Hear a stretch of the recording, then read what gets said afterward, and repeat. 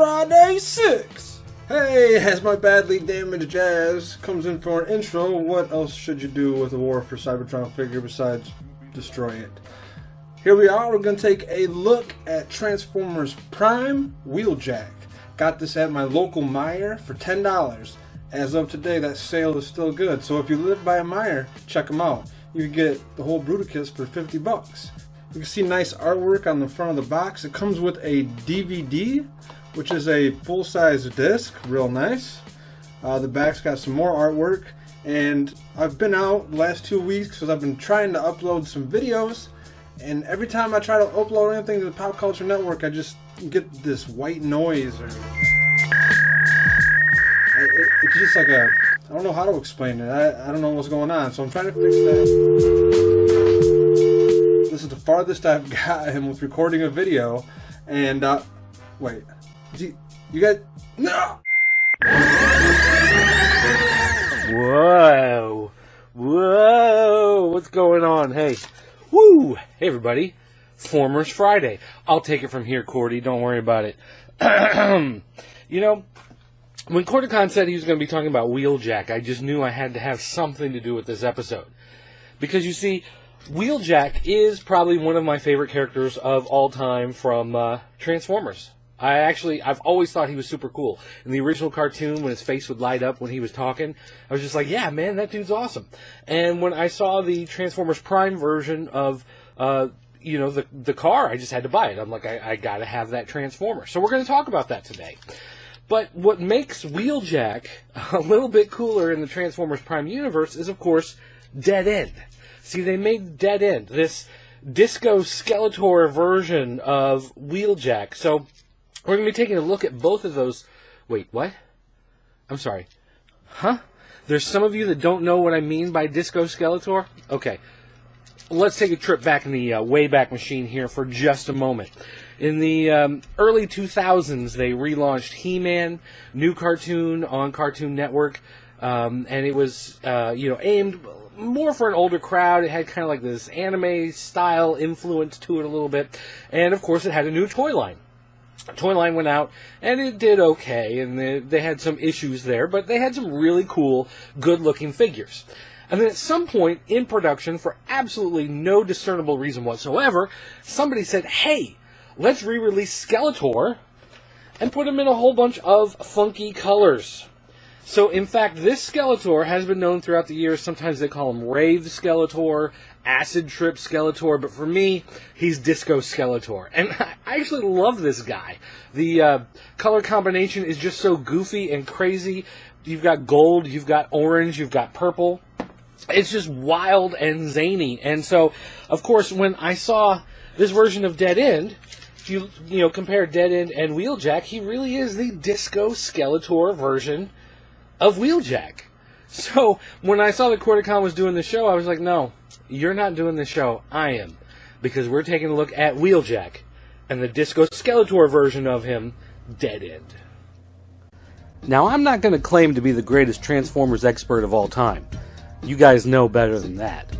But I will say that I have always liked Wheeljack, even when I was a little kid. The original cartoon version of him was great.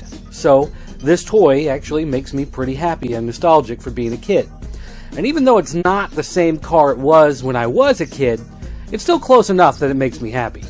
Now, I'm not a car buff. I can't tell you what car this is supposed to be. I don't know if this is even modeled after any sort of real car. But I can tell you it looks cool. And I like the way it looks on the shelf. And overall, the design is what they call the folded paper design of automobiles. But I like it. It's stylized, and it works. And from what I've seen of the Transformers Prime cartoon, it's a pretty good representation of how he looks on TV. So overall, I have to say, he does a good job of looking like Wheeljack, even though he's not the Wheeljack I grew up with. Now, for being a car in his alt mode, he does roll around just fine, no problems. The little plastic wheels, instead of being rubber, don't really seem to make a difference. And on the bottom, you can see here, his swords that he carries around can actually be stuck onto the bottom to get him out of the way. They kind of look like exhaust pipes or something, I guess, but they don't get in the way at all. He still rolls just fine having his swords locked in the bottom, which is nice, and means I'm less likely to lose them in the long run.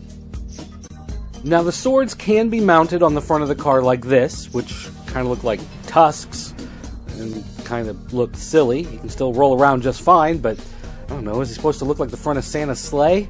I'm not sure what the point of that is, but there they go. I guess he can crash into other cars and just slice them up with his sword teeth if he really wanted to. But he does have holes on the side back here, and you can put the swords on, and they actually look pretty aerodynamic and cool. And I guess that's a little more if he were to be in gladiator combat. I guess he would drive up next to the other guys and smash them. Overall, it just goes right along with the curve of the body design of the car, and it fits really well. And if you want to, you can kind of spin them around like this so they're sticking out the back, and now it's almost like they're motion lines for how fast he's driving down the road. So if you're a little kid and you've got this, your imagination can run wild. And if you're a grown-up kid like me, well, you know. So what about the other guy, Dead End? Well, he's basically the exact same thing. He's painted a little differently, so his deco makes him stand out, and some of the design elements of the car look a little different because of the way they're accented by his paint job. For instance, the headlights on Wheeljack are just white, the same as his hood, whereas here they have green to make them stand out. So it almost looks like a different element in the design of the car, even though it's the exact same mold. And of course, he does have that translucent green glass as part of his canopy, and so his windshield does make him stand out as different. And again, I'm not sure why they chose these colors, why it's a Wheeljack with these funky colors, but it does remind me of Disco Skeletor, and that's just awesome with me. His swords snap in the bottom just the same, except they have the bright green blades. So again, they match the funky color aesthetic, and he can roll just fine with them mounted on the bottom. You can put them out as the tusks, just same as before, and they still serve as little function as they did in the other version of him. Basically, everything I said about Wheeljack is the same with Dead End in his alt mode. Everything works exactly the same, everything's placed exactly the same. It really makes no difference if we're talking about Wheeljack or Dead End, except for that deco. So if the idea of having those funky green, orange, and yellow colors really bothers you, I guess you're going to hate Dead End. But overall, I love it.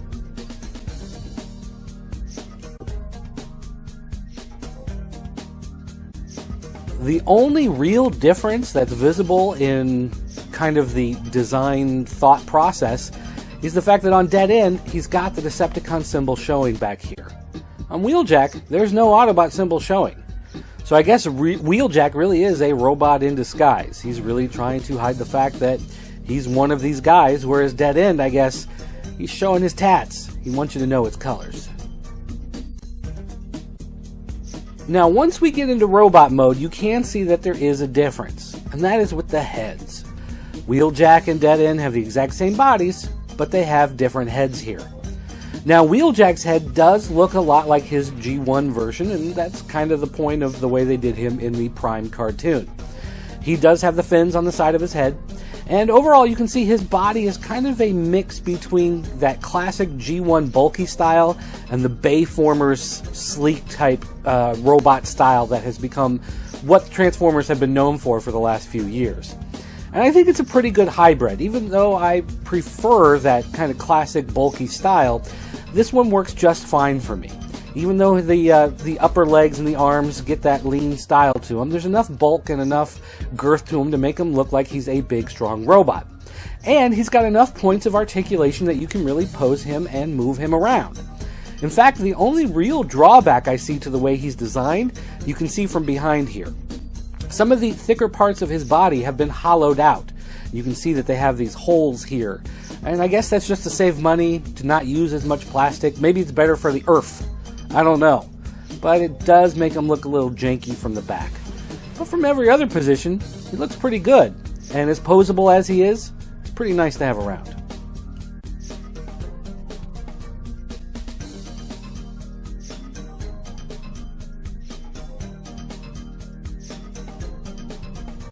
Once again, everything I said about Wheeljack holds true for Dead End. He's the exact same figure, albeit with a different head, but all the same design choices are going to be there. So I guess really the only difference comes down again to the deco, and it does make it stand out a little differently.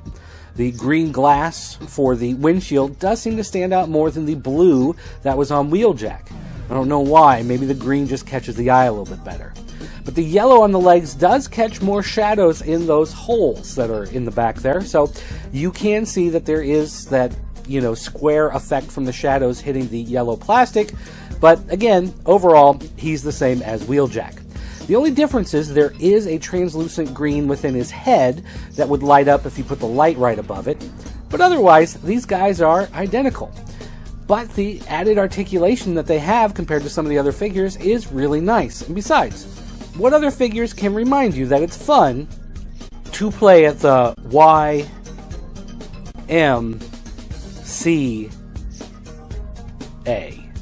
There you go. Good job, guys. Give yourselves a round of applause. Jazz hands. Flourish. In with the flourish. So if nothing else, we'll give them some credit for at least trying to find a way to incorporate the weapons into the vehicle mode. But, on most of Transformers Prime, when you try to work them in somehow, they just look kind of goofy. You got a gun sticking out of the guy's head, or a knife on the side, or these tusks that are just kind of ridiculous. But overall, you're well-sculpted, well-made figures. You can't go wrong. You can't complain. And, I gotta say, I'm starting to find some faith back in the Transformers line.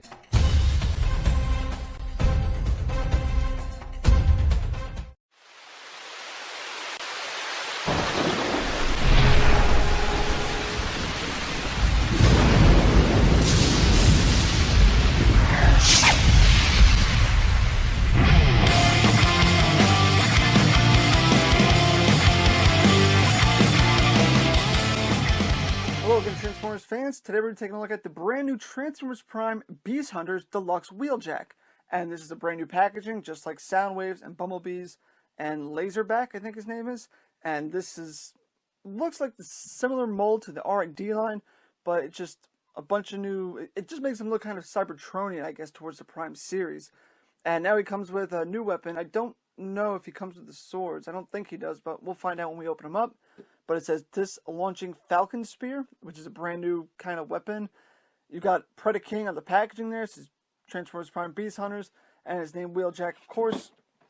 Come over to this side, see his tech specs and an image of him. The actual toy, it's not an image from the show, which is really different. Flip over the back here, it says Wheeljack, and again, a really small bio on him, which reads, this tough-as-nails outer space adventurer is newly equipped with enhanced beast hunting gear. And the reason why they're calling this weapon the Falcon Spear, I guess because they're just trying to implement some kind of animal of some sort to it, since this is the Beast Hunter series and we have the Predacons coming in. But there's a sports car mode, again, just kind of a remold of the original R&D one. And there's him in his robot mode. But let's open him up, guys, and see what he's all about. Alright, now taking a closer look at Beast Hunters Deluxe Wheeljack. This is my third Beast Hunters figure I'm reviewing. And again, very, very big disappointment. Out of all the three I picked up, out of Bumblebee, Soundwave, and this guy, I thought this guy was going to be the most promising out of them all, because I really digged how this kind of looks. It's Cybertronian, kind of futuristic, and it kind of sticks to the original mold while just adding some battle damage really to it. Again, cheap plastic. Over and over and over again. He's got his disc here, which you can just push the handle forward, and it'll fire like so. I haven't quite figured out why yet, but this opens up. I don't know if that's supposed to be some kind of boomerang for him. But that is that, and you can just slide it back in. You will not be able to fire it with this folded in, so that's pretty much that. He has his weapon here. You could take that off. He can hold it in his hand, peg it on the roof, flip this out. It's supposed to be a disc spear, and that's that. You can flip these up. You can flip them outward like that, and put the weapon on. You can keep them kind of up. They don't really turn out, because if you do that, you're just going to pop that out like so. So that's that. Like I said, you can plug this right back in. And there's that. Now, he doesn't stay together too well like the other figures. It's just, those final adjustments I'm always talking about doing with all of my transformations, well, you can't really do them because every time you squeeze something together, something else comes apart, like the cockpit there or the hood. But anyways, let me just fix this to how we get it on the packaging. Now when you flip those, you're going to pry these shoulder pieces open. And also with him, he's the same exact transformation and everything as the original RID Wheeljack. So here's Beast Hunter's Deluxe Wheeljack, and then here's RID Deluxe Wheeljack, and you can see there's no real major differences here other than new molding. They're the same size, exactly. They even have the same accents. Like, I don't know if you can see this, but it's like kind of like a triangular piece of molding that wasn't painted. Same exact thing here. So they pretty much just added all these pieces on, threw some smudges of black on here, and pretty much remolded it, but made it just cheaper plastic. One of the things I'm noticing is he does have pegs on his feet and little things right there, so you could store the swords from your RID Wheeljack on him if you preferred this mold. I personally don't. Though I do think he looks rather cool. I like it. I like this little... It just reminds me of some kind of time-traveling car, DeLorean of some sort, in futuristic Cybertronian terms, I suppose. But really, when it comes down to, you can, like I said, store the swords under there, and everything's the same. Same transformation, same everything. Same thing with the last two Beast Hunter figures I reviewed. So, without further ado, let's put Wheeljack from Beast Hunters and Wheeljack from the RID line in the respective robot modes. But anyways, same everything. Like I said, just some new plastic. The head sculpt is kind of new. That's a repaint, and there's kind of a slit up here, right in here. I'll zoom in real quick. Alright guys, now I'm really hoping you're able to see this, but it's kind of a new mold in here, and right here, it's kind of like they took his faceplate and put a black line in there or scratched some paint off, kind of make it look like his mouth almost. Which is alright, but it kind of makes him look like a turtle or something. I don't know. But like I said, all the same articulation, and the head is kind of smaller here. He's got an Autobot symbol now here. We were supposed to get that with this guy, but I'm pretty sure Repro Labels has something you can do for that if you wanted to pick that up. But anyways, nothing too impressive. He's got the wingspan back here from the alt mode. Nothing here. He still has the windows. The windows are a little bit darker. The whole figure is just remolded in cheaper plastic. I don't mind the way he looks. It doesn't look terribly bad. I think he looks a lot better than B and Soundwave. Especially Soundwave is the worst out of the three I picked up so far. I cannot believe how terrible that one turned out. I thought Soundwave was going to be so much better. But again, cheap plastic. This arm pops off so easy. So easy. I don't know, it's the same kind of joint, just the plastic on here is cheaper. And no matter what I do, that arm pops off very simply every single time. So let's get Wheeljack out of here, and we'll bring in his weapon here. Again, he can hold it in his hand, but you're not really going to be able to launch it without pulling out. See, the arm popped off once again. But you're not going to be able to launch it without pulling this portion out, which in that case, you can't really put it in his arm because now it's going to get in the way. So, you can take that off, and now I'm just going to leave the forearm off because it keeps falling off. You can open this up, just like on the packaging. You can pop this in his hand, really tough to get that on. And you come over here, there we go, pop that one on, come over here, and you can tab this in. And then once you get that all configured out, I don't know if that forearm issue is just the thing with mine, but it seems all these Beast Hunter figures have so far been really cheap plastic and just don't want to stay together all too well. But now once you get him in his hand, you can pose him like that. It does weigh down, but you have to manage it just right just to get it in there. And of course you come back here, and his wings you can just lift up and down like that. I think they look cool with being out like that. And this is a figure I actually kind of like the look of it. I don't like the figure itself. I think the plastic is just too cheap. It doesn't hold up. It just doesn't stay together. Like, look, he's already leaning forward and the legs are already splitting. All the articulation is exactly the same as the RID one. It just doesn't hold up to the reputation of the actual figure. This is just not going to be something very promising for Transformer fans. But like I said, guys, if you want to deploy this weapon, you're going to have to push this handle into the gun, and it'll fire like that, and it just, the arm comes off again. This is the one figure out of all of them I really thought was just really going to amaze me, and it just didn't do it. So, again, just like Soundwave and Bumblebee, guys, this guy's going to have to be user preference because I actually think this Cybertronian kind of look he's got going It's kind of badass, even though I like the original Prime series mold. Whether you should pick him up or not, that's really going to be up to you. I personally am undecided whether I'm going to keep this figure or not. But once again, guys, stay tuned for more giveaways. Stay tuned for more reviews of your favorite Transformers. And once again, this is Mr. TF Prime, and I want to thank you for watching.